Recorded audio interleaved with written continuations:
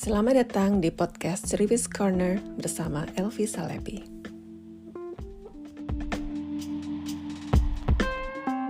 Topik kita minggu ini adalah mengenal gangguan kepribadian narsistik.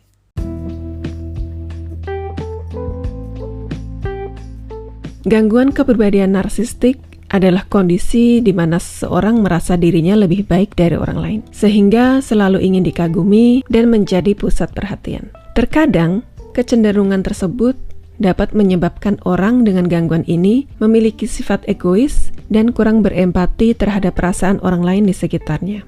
Bila terjadi secara berkelanjutan, seseorang dengan gangguan kepribadian narsistik bisa saja mengalami masalah dalam lingkungan sosialnya. Lalu apa saja gangguan kepribadian narsistik tersebut? Narcissistic Personality Disorder atau NPD atau gangguan kepribadian narsistik adalah salah satu jenis gangguan mental di mana pengidapnya menganggap dirinya lebih baik dan lebih penting daripada orang lain, sehingga orang lain harus mengagumi, mencintai, dan membanggakannya. Pengidap NPD cenderung memiliki rasa percaya diri yang sangat tinggi. Namun, di balik itu, ia juga menjadi lebih sensitif terhadap kritikan dari orang lain. Orang dengan gangguan ini cenderung memiliki empati yang rendah terhadap orang lain. Narsistik berbeda dengan rasa kepercayaan diri. Rasa percaya diri yang positif terbentuk berdasarkan kualitas diri dan pencapaian. Sementara itu, narsistik kerap didasari oleh ketakutan apabila orang lain melihat kelemahannya dan rasa takut akan kegagalan. Oleh karena itu, pengidap narsistik juga rentan jatuh ke dalam depresi jika dikritik orang lain. Apa saja penyebab gangguan kepribadian narsistik?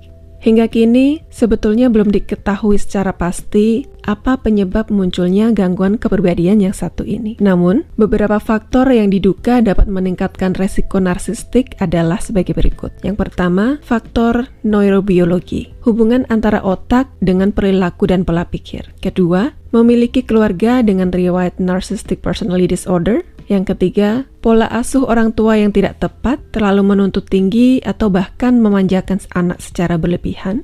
Yang keempat, terlalu banyak atau kurang menerima pujian selama masa kanak-kanak. Yang kelima, pengalaman traumatis di masa lalu seperti penelantaran atau kekerasan. Dan yang terakhir, memiliki karakteristik dan sifat yang mudah emosi. Narsistik adalah jenis gangguan kepribadian yang bisa terjadi pada siapa saja, namun lebih rentan dialami oleh pria daripada wanita.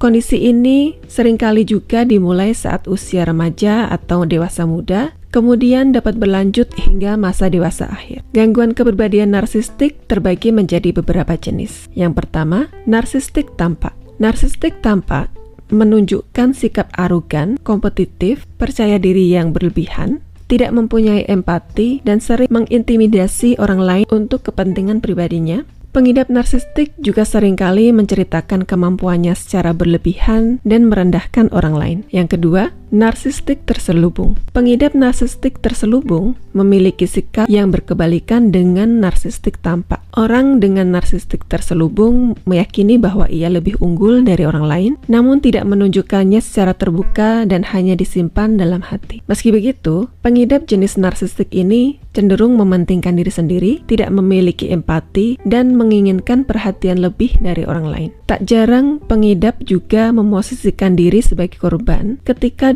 menganggap dunia telah gagal dalam mengenali potensinya sehingga rentan mengalami depresi. Yang ketiga, narsistik antisosial. Narsistik antisosial adalah jenis narsistik yang tanda-tandanya hampir sama dengan narsistik tampak. Hanya saja, pengidap jenis narsistik ini cenderung mengambil keuntungan dari orang lain tanpa rasa bersalah setelahnya. Pengidap narsistik antisosial cenderung mengendam dan sulit memaafkan orang lain. Selain itu, mereka juga sering memulai perdebatan dengan orang lain dan selalu merasa tersaingi atau selalu ingin menang dalam berkompetisi. Yang keempat, narsistik prososial. Orang dengan narsistik prososial selalu melakukan perbuatan baik, namun tujuannya tak jauh dari mendapatkan perhatian dan pengakuan sebanyak mungkin dari orang lain. Pengidap narsistik parasosial mengharapkan pujian atau validasi agar bisa merasa puas dan bangga pada diri sendiri. Apa saja gejala gangguan kepribadian narsistik? Gejala gangguan kepribadian narsistik berbeda-beda pada setiap pengidap. Namun, beberapa gejala yang umumnya muncul antara lain merasa pantas dikagumi secara berlebihan, mementingkan kepentingan diri sendiri, merasa lebih unggul dari orang lain, melakukan berbagai cara untuk mendapatkan perhatian orang lain, misalnya berpura-pura sakit, menganggap orang lain lebih rendah, mengharapkan diperlakukan secara khusus oleh orang lain, memanfaatkan orang lain demi kepentingan pribadi, bersikap arogan dan angkuh, menginginkan kesempurnaan dalam segala hal, merasa iri dan terancam atas kehadiran atau pencapaian orang lain, terus tidak dapat memahami perasaan atau emosi orang lain, dan sering berkhayal tentang kesuksesan, kekuasaan, penampilan yang rupawan, dan pasangan yang sempurna. Dikarenakan sikapnya yang sulit menerima kritik dari orang lain, orang dengan kepribadian narsistik juga bisa menunjukkan tanda-tanda berikut ini. Yang pertama, mudah tersinggung dan marah. Yang kedua, tidak sabaran. Yang ketiga, bersikap superior. Yang keempat, kesulitan mengatur perasaan. Yang kelima, depresi dan murung saat tidak mendapatkan apa yang diinginkan. Yang keenam, kesulitan mengelola stres. Dan yang terakhir, menyembunyikan perasaan insecure dan malu. Bagaimana mendiagnosis gangguan kepribadian narsistik? Dalam menegakkan diagnosis pada gangguan kepribadian narsistik, pasien dinyatakan mengalami NPD apabila memenuhi 5 dari 9 ciri berikut. Yang pertama, membutuhkan pujian dan validasi yang konstan dari orang-orang sekitarnya. Yang kedua, merasa dirinya paling baik di antara orang lain. Yang ketiga, merasa dirinya istimewa dan hanya bersedia berteman dengan orang yang dirasa setara. Yang keempat, selalu menghayal tentang kecerdasan, kesuksesan, kecantikan, kekuasaan, dan pasangan yang sempurna. Yang kelima, mengharapkan perlakuan khusus dari orang lain. Yang keenam, menganggap orang iri dengannya atau merasa iri dengan orang lain. Yang ketujuh, sombong dan arogan. Yang kedelapan, sering memanfaatkan orang lain untuk keuntungan sendiri. Dan yang kesembilan, memiliki sedikit empati dan tidak peduli pada perasaan atau kondisi orang lain. Apabila tidak segera ditangani secara tepat, gangguan kepribadian narsistik dapat menyebabkan sejumlah komplikasi, yaitu seperti depresi, gangguan kecemasan, keinginan untuk bunuh diri, kecanduan alkohol atau nafsa, masalah dalam hubungan sosial, dan kesulitan dalam proses belajar di sekolah atau mengerjakan pekerjaan. Bagaimana cara mengatasi gangguan kepribadian narsistik? Beberapa pengobatan yang bisa dilakukan untuk mengatasi gangguan kepribadian narsistik adalah yang pertama, terapi bicara, yaitu membantu pasien membangun komunikasi yang baik dengan orang lain dan memberi pemahaman pada pasien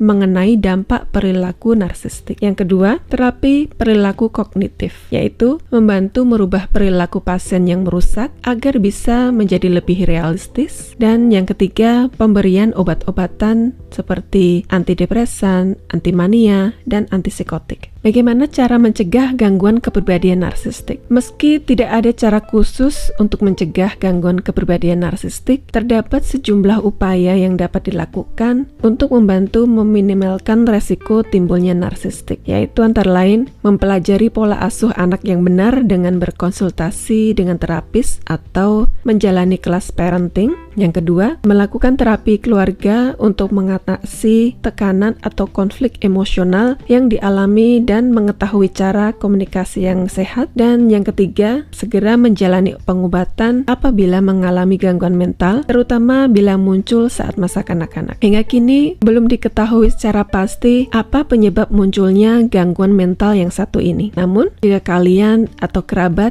mengalami tanda-tanda gangguan mental, baik yang mengarah pada narsistik maupun gangguan mental lainnya, jangan ragu untuk berkonsultasi dengan dokter spesialis kejiwaan. Dan perlu diingat, gangguan mental bukanlah suatu aib yang harus disembunyikan dan diabaikan. Artikel ini dibuat dan diterbitkan oleh Siloam Hospital. Kalian bisa baca selengkapnya di link di deskripsi podcast minggu ini.